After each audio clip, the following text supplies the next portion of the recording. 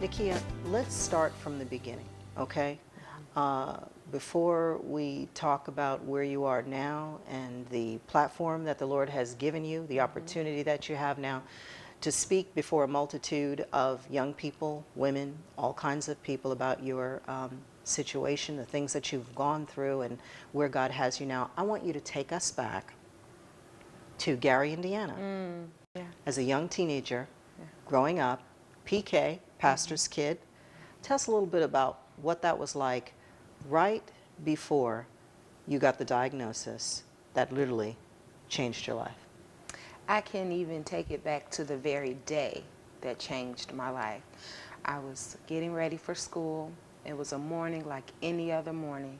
I'm 16 years old, a sophomore in high school, in the shower, getting ready for school, when I felt a lump in my breast. Of course, I didn't think anything of it because I was young, didn't know of anybody with breast cancer. Obviously, no one in my school or any of my classmates had breast cancer. Right. But it was big enough of a lump that it disturbed me. So I went on throughout the day, and later on I came home and told my mom, you know, Mom, I felt something strange. And she said, well, let's go to the doctor to get it checked out. Still not very alarmed, just went as a formality more than anything. Went to the doctor. She was my family physician, had seen her for years. She also noticed the lump but said, Nick, I'm sure it's nothing. You're 16 years old. Right. Girls your age are just developing. You know, you're pretty lumpy, you know, for lack of a better word. I'm sure it's nothing. But by the end of that visit, I could tell she was toiling with herself as to whether or not to pursue it or not. And by the end of the visit, she said, but, you know, I guess just to be on the safe side, as a routine measure, let's go ahead and schedule a biopsy. I had never had a sprained ankle or been in the hospital for any reason, so a surgery was scary for me, just the thought Obviously, of surgery. yeah, right. But she said, she assured me it was just a formality, and I had nothing to be concerned about. So I do come from a praying family. I'm a PK, long line of pastors, my grandfather, my father, all of my uncles, pastors. Wow. But that was certainly a time where I had to come to know Christ for myself and begin to pray in a different way. We went into that surgery hopeful and still not very alarmed. Right.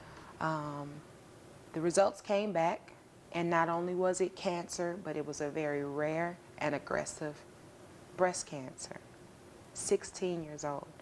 Now, if I can just put that into perspective, at 16 years old, I was already dealing with self-esteem issues. Obviously. Like any Yeah, other any girl. young girl. Yeah, not absolutely. feeling very pretty. Right. I've always been overweight. I just didn't have much self, you know, Right. identity. And that literally made me feel like a monster. I just couldn't imagine, because the doctors at that time said, you know, we've got to treat this aggressively. We should probably remove both breasts. At 16. At 16. Because you're so young, because the cancer is so aggressive, it's just a matter of time that it would return in a few years, and then a few years after, and a few years after. And why put yourself through that, you know, that trouble of years of reoccurrences? So they immediately recommended a double mastectomy at 16. I didn't even have a date to the prom, but they wanted to remove both breasts. If anything, I was in zombie mode. Right. I could not comprehend what was happening to me. And what it did instead was made me fall on my knees and have to get to know the God that I heard about. Wow.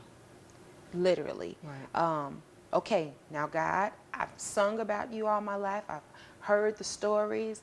I've seen other people's testimonies, but at this moment, you know, it was a Smoky Norfolk moment. I need you now. Right. Literally millions of women are diagnosed with this disease. I don't know any that were diagnosed at 16. If you're real, I need you to show me now. Right. There was a day where I was at the house and I was in the bathroom, literally curdled around the toilet in the bathroom crying, because how do I move on from this? Right. And our ability to do so and find God in that moment will dictate the course of our future if we put that in God's hands. Right.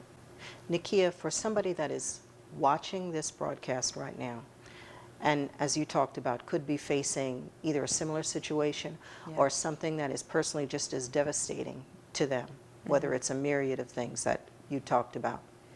If you were to pray right now for that woman, for that child, or for that man that is sitting there and is listening to you, what would your prayer be?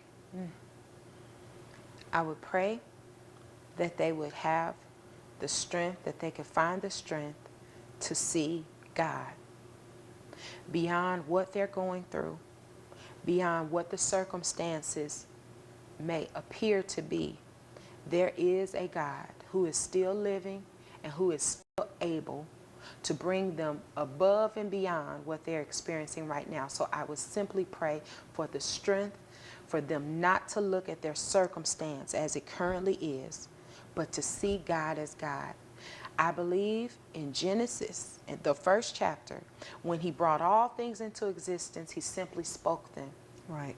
And even when Jesus walking this earth and going on back to be with the Father, he told us greater works will we do.